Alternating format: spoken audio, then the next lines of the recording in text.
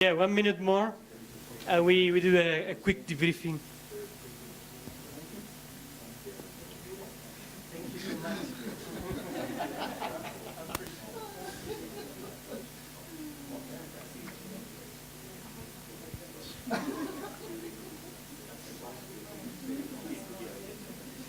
Okay, let's wrap up.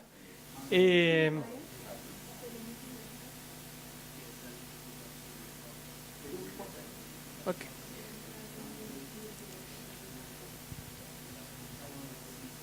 Okay. So basically, ideas. I've been volunteered. So our table had a few quick thoughts. So, like how you started, we talked about how they might be the first to be impacted by climate change from the sea level rise. Might be more exposed because they're low-lying, isolated and remote, so it's harder to evacuate somewhere safe, harder to reach in an emergency, and then potentially limited capacity, so they might not have as much level of resources to be able to prepare and respond as other big cities or other places.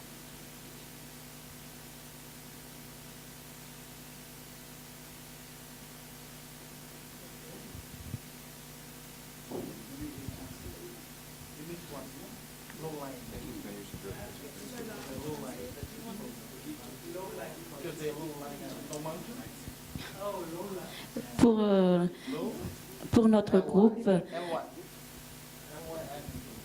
so for their group, nous avons discuté que le changement climatique ait plus d'impact dans les pays, dans les îles, parce que c'est à cause tout d'abord de son emplacement. So we're talking about the fact that the climate change might have more impact in islands because of where they may be located. Entouré de la mer et aggravé par les problèmes manque d'infrastructures et aussi de la pollution. The fact that they are surrounded by water and perhaps there is a lack of infrastructure in these islands, and they may also be subject to pollution issues. De la pollution de l'air, de la pollution de la mer et de pollution urbaine. So not just air pollution, but also pollution of the waters and perhaps urban pollution as well. Il y a aussi certains pays qui sont des pays volcaniques et d'autres qui ne sont pas. Some countries are volcanic, the soils are volcanic, and others may not be. Et il y a le problème de manque d'accessibilité et manque d'eau aussi. And also there may be a lack of accessibility and a lack of water.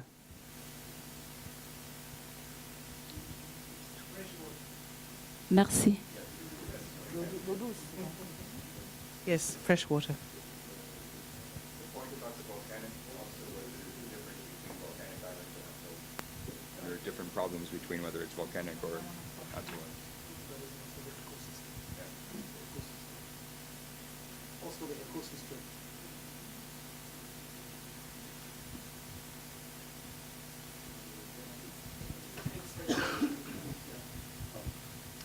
We also found that sea level rise is a problem because it's unique because the islanders have nowhere to go because we have a problem with the land because the coastal the sea level rise might not be a problem for China or India because they have any alternative lands, I suppose.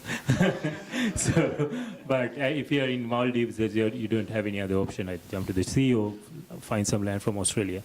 And also, meteorological hazards are more common in island nations where sometimes the sea surge will be reaching about 20 kilometers inland. So this is a major disaster when it comes to small islands. And also the unique biodiversity, most of the land, because of this specificity of being an island gives you a unique ecosystems in your the island. So biodiversity loss will be a major issue, and also losing the coastal areas, because most of these islands depends on tourism, so it will be a major impact on the economy as well. So that's it.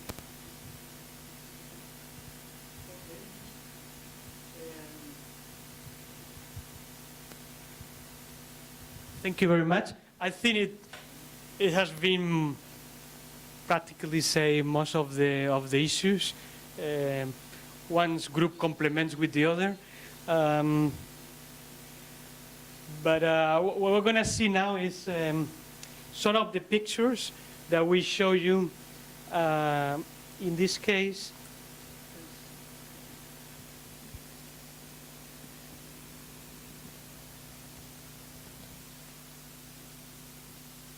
yeah.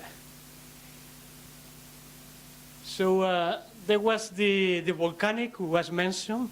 So in the case of Cape Verde, we have a 2,700. It was in eruption a couple of years ago. So that means a lot of IDPs around. Volcano. In Fogo Island in Cape Verde, one of the islands. Yeah. So you see how the magma slowly moved down, eating the houses. So should be the roofs of the houses is now a full of magma. No? So the eruption was 2.5 years ago. Fortunately, there was no casualties because it was monitored with the early warning system. We will talk later about that. But well, that says you about the situation. No? This just to give you an idea. Also, that Cape Verde is part of a group of islands that we call the Macaronesian. So the Macaronesian are composed by 4 main archipelagos, where Cape Verde is the southernmost one on the Sahelian area of Africa. So that means that on top of the normal problems of the islands, we have also the problems of the drought, plus the lack of water, and all the problems that the Sahel countries may have, not the desert, dry tropical areas. Okay, so what else? We have also the atmospheric hazards, such as hurricane. And there was the Hurricane Fred. We have also a couple of years ago. This hurricane was starting near the coast. It devastated around 5 islands. And then it moves towards the central Atlantic. Cape Verde area is an area where a lot of cyclones and hurricanes are formed that moves towards the Caribbean. So they don't pass through Cape Verde, they are originated in the Cape Verdean area, and they move towards the west, reaching like Florida and Caribbean. This is a problem of drought. So what we have, this typical landscape, where we have also invasive species like Prosopia, Acacia, that comes and destroy practically the native endogenous flora.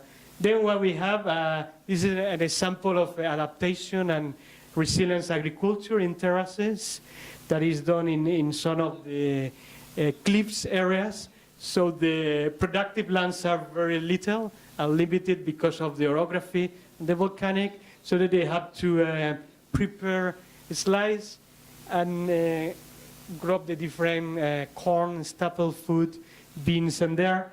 And you can imagine when it's raining, it may a lot of landslides, no, and the danger. Then the other problem, we face the drought, and that for livestock was a huge challenge. Actually, last year it was declared emergency in the country, so there was absolutely no grass for livestock. So the people were either sacrifice the animals, the cows, or sell them at a very low price, creating a big crisis. Then we have also, because of the climate change, the pest. There was a fall armyworm. You know, most of African countries have been isolated by this worm. It's called the fall armyworms. It's supposed to come from American. It was been already. So it basically, it destroyed completely the maize, that is the staple food. And this is something that we experience when the temperatures go higher. That it also applies to the vector diseases, like mosquito diseases. As soon as climate change effects are coming, so temperatures are rising up, as you see, while precipitation, raining are falling down. So because of this falling down of raining, it's a huge drought. And because of the temperatures are rising up, that what happens that diseases that are almost disappearing, like malaria, are coming back. You know, the conditions for mosquito reproductions are easier. Then we talk about the desertification and the loss of the soil biodiversity due to that.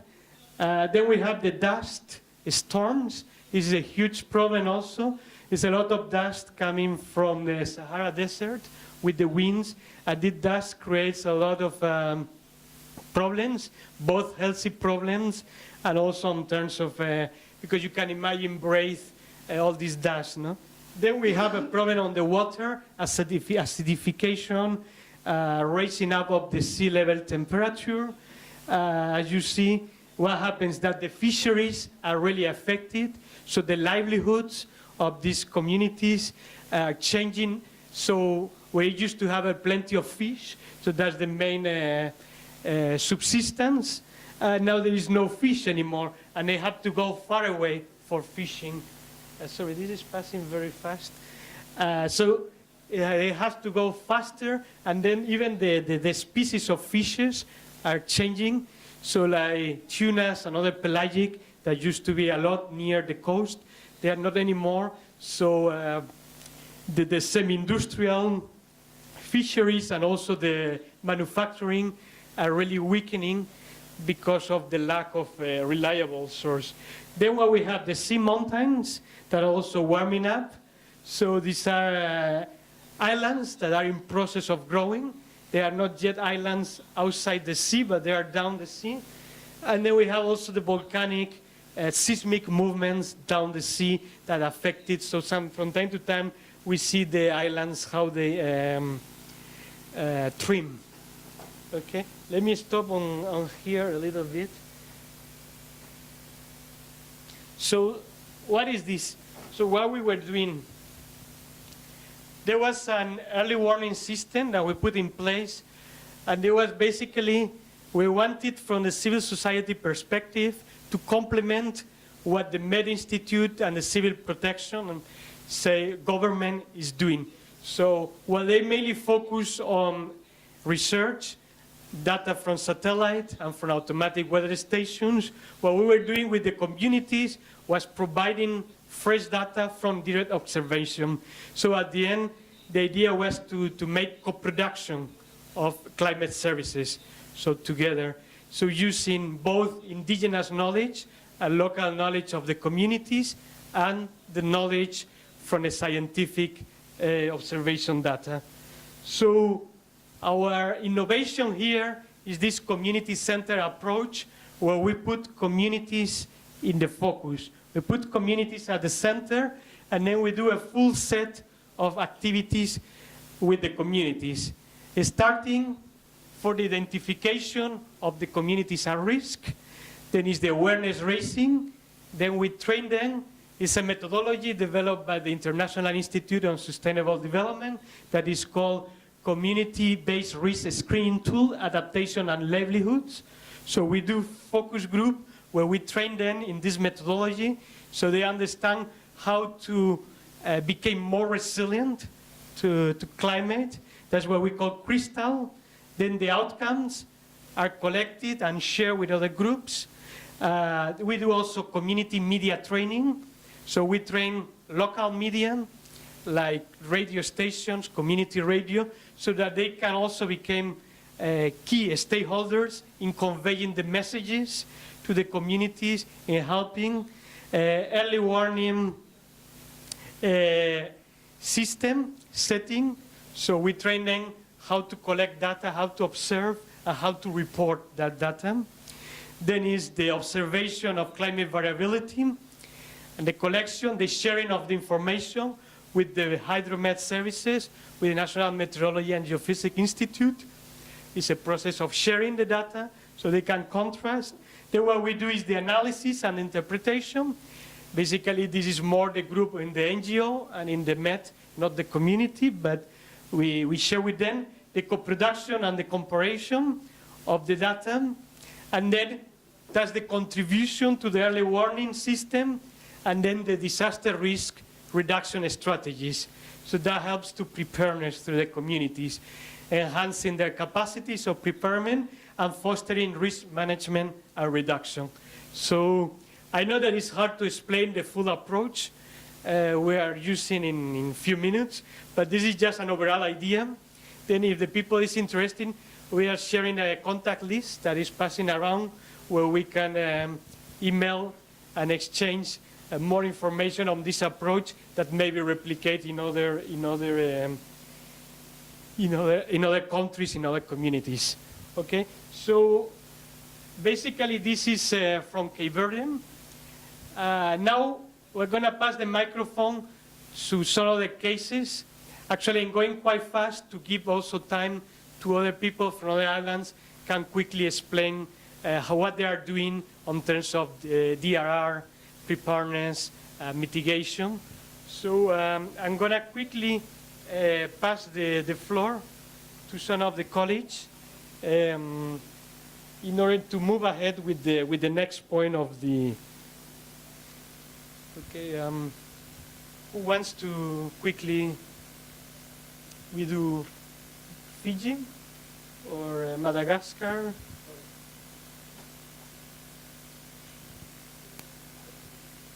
Oui, c'est seulement pour exprimer un peu qu'est-ce que vous faites au niveau de Madagascar, non, dans votre pays, brièvement.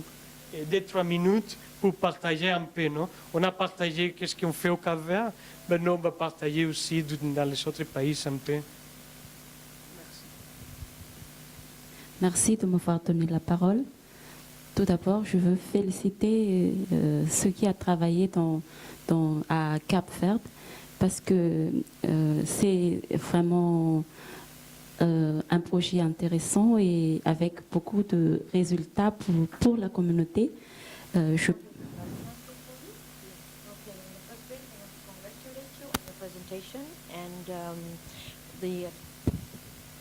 The advances that you have made in Cape Verde are very interesting.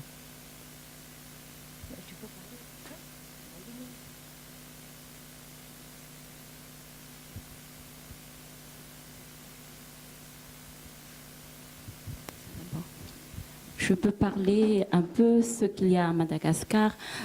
Comme moi, je suis ici en tant que chercheur d'un centre de recherche, mais nous aussi, nous sommes dans le domaine de gestion de risques et de catastrophes, de réduction de risques de catastrophes, analyse des risques au niveau communautaire. Nous avons travailler ensemble avec le niveau gouvernement, avec le bureau qui est en charge de la gestion de risques et de catastrophes à Madagascar. Okay, I am working in research in my community and in working together with risk management evaluation, and therefore we work together with the governments. Donc, je veux partager avec vous ce que nous avons fait. En fait, il y a un projet de formation pour les organisations qui travaillent au niveau communautaire. Nous avons effectué jusque-là 14 régions sur 22. Et l'objet de la formation est de sensibiliser, transmettre une capacité à faire face aux problèmes locaux par rapport aux risques existants. Okay, I'd like to share with you, I am now in a project with carrying out training. And this is together with the organizations that are working at the community level. We have now 14 regions out of 22, and the object is to sensitize, to give awareness regarding how to face these local risks that are presenting themselves?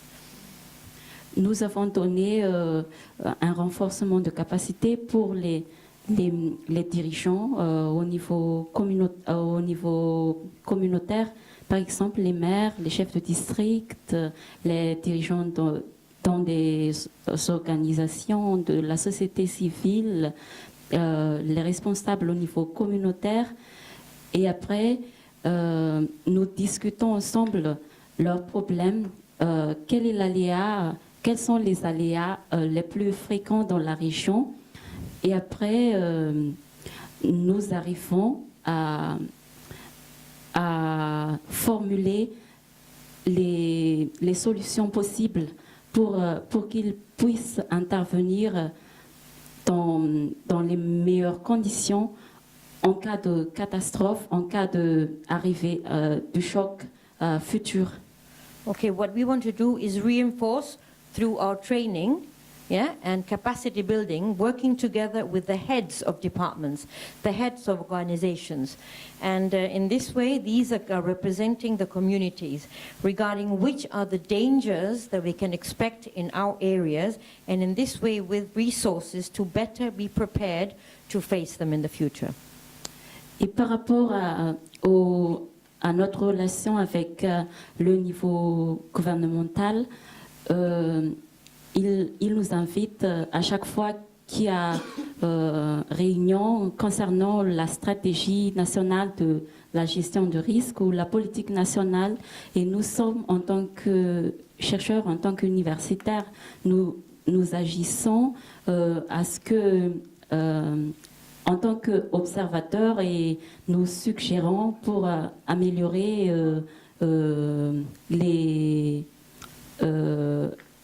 les propositions de loi et le système à mettre en place dans tout le pays.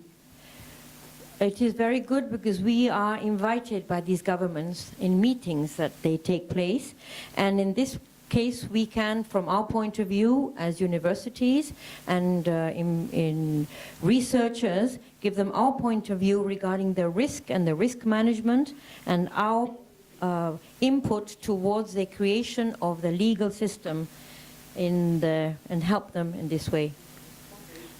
Thank you. Okay, who else? I want to share with you how we do to bring our support to the victims of DRR. In Burundi, in terms of support to the victims, we make already economic empowerment to the victims through our approach of saving internal and the lending community, where they can help themselves before getting other support. Second, we have established what we call biomass briquette for non-toxic cooking. As you know, the problem of desertification and erosion are a very serious problem. So this technique, which consists of recycling, helps those who use woods as one means of cooking, so that they can use these briquettes, and then the forests are protected. The problem of erosion are also faced. Also, in our activity, we tried to involve all stakeholders, especially the ministry in charge of DRR and climate change. And then now, MPs, the member of the parliament, have already analyzed, has already put in place some more regulation to protect and see how they can improve this problem, so that they can face all these problems in terms of making policies. Yeah.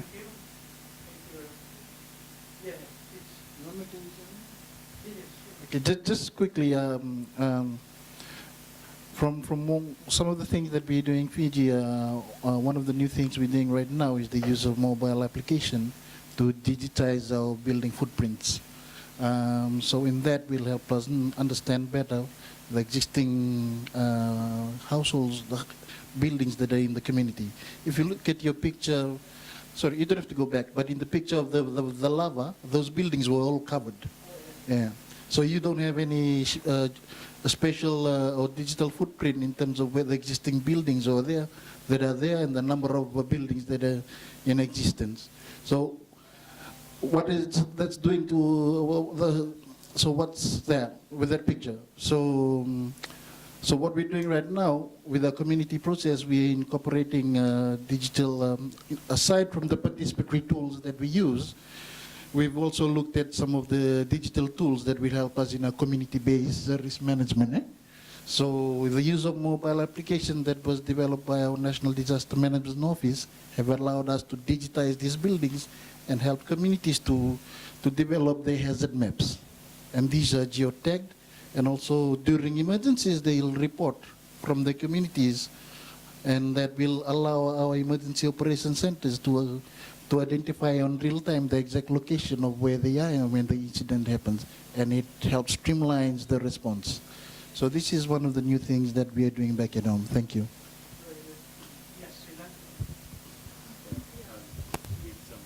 Different points. When you look at the 2015 GAR report, there are countries like India and Pakistan where you have more number of disasters happening every year. But when you come to resilience, the island nations have very low resilience.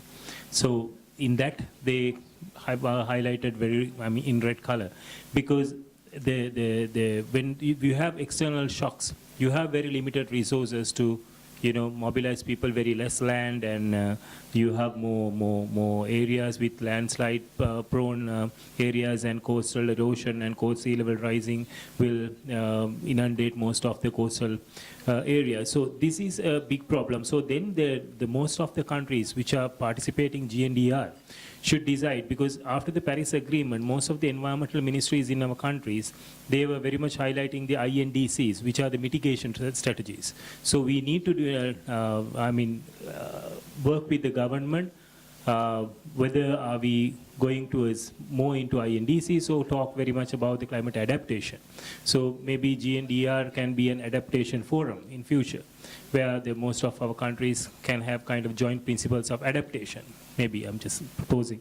So for that, maybe there can be different strategies, like at the community level, how we are going to educate the communities, how we are going to have these adaptation strategies at the communities. So at the policy level, I think how this should happen. There should be a dialogue for more adaptation at the community level in our countries. Anybody else? From GNDR, want to say anything about his proposal, what he's suggesting? Is there any program currently run by GNDR on small islands, or any ideas? We have this is a good. Commonly, most of our countries have this problem of adaptation, because Yeah. we emit very less carbon comparatively. Now in Sri Lanka, we have only 0.73 tons per person, but in Qatar it's 34 tons per year. So it's a huge, when you talk about emitting and mitigating, it's two things. So of course we don't emit, but we are the innocent victims. Exactly. Yeah, someone was talking also about loss and damage approach. I think that's a very important one, because those who are polluting the less are those who are affected the most. So that's this is a key approach. Yeah. Anybody want to say anything? Thank you. Nothing special on behalf of GNDR. I will not do that here, but what I know is that the issue of adaptation, DR, has a kind of a specific platform, not platform, how do you call it? Framework that exists already. We have the UNFCCC that is dealing with the adaptation. So the main issue that may interest GND and GND members should be how to connect DR to climate change. So we will not open a new framework on adaptation, but probably we should together look for the way we can get adaptation and DR in order to improve, of course, the life of the small island countries. Thank you. Okay, so we can move on into the conclusions part, since I think we have just 5 minutes left. So, well, you want to say anything?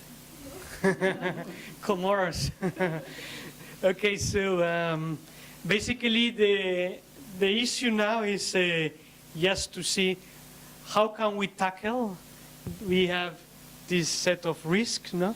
So what do you think are best ways to tackle this? So what recommendations we can do? And then, since we are in a GNDR forum, no? This is a way we can put them and take them, give them these conclusions to the board and to the people, so they can see what is the importance to support, no? And what the member thinks on that. So we can give just 2-3 more minutes in groups, the same groups, just to briefly discuss on some of the recommendations, conclusions, on terms of means to help, no, to tackle these issues on DRR and climate. Is it clear? Okay, thank you.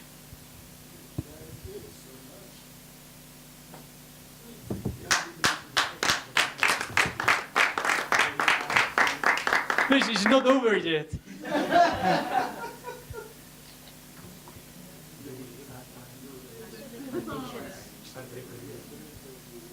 We need to go. Well, any quick conclusion?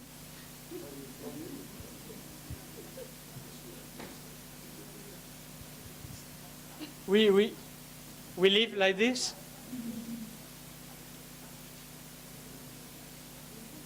Shall we recommend any particular thing? See, in country like Maldives, where there's a difference of only 1 meter between the sea level and the land, they have already identified a country in Australia. They are relocating, basically. So, I really don't know. I think that may be the best strategy, with the sea level rising.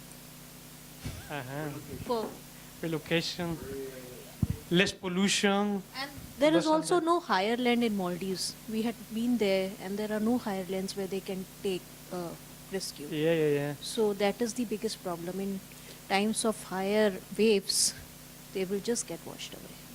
Okay. Yeah.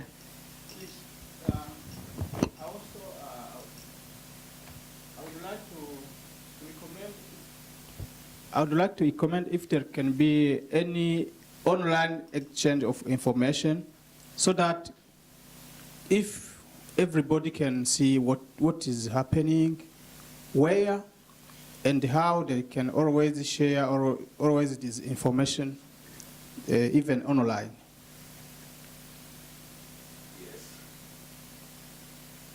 I think to improve on the technological aspects, to make it easier, the technological aspect and infrastructure.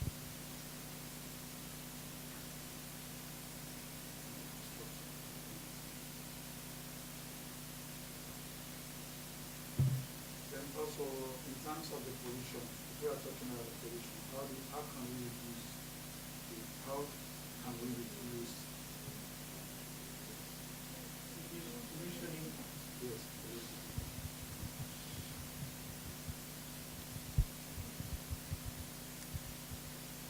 Actually, I think this is a key idea, because before thinking in relocating people, perhaps if we are able to keep the 2 degrees from Paris Agreement, and we manage to control and reduce emissions, perhaps it will never be necessary to relocate.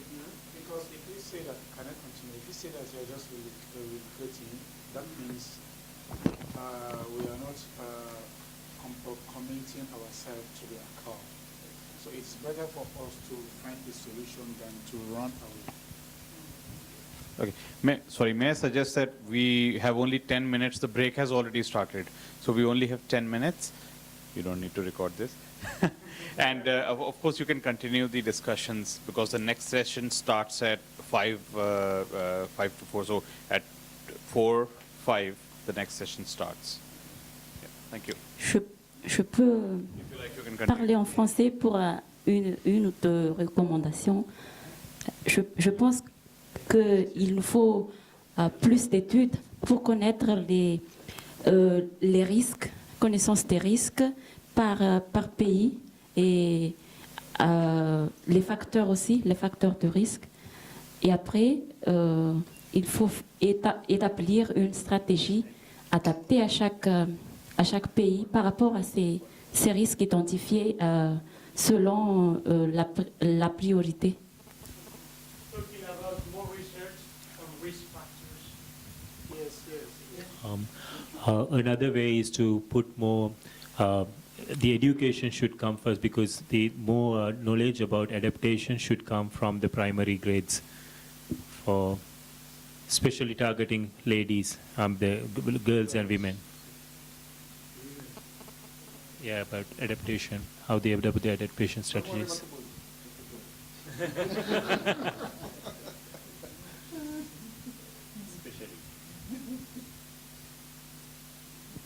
Okay. Is done? No, policies. Policies. Because whatever thing we are doing is policy. To improve on policies, to improve on policies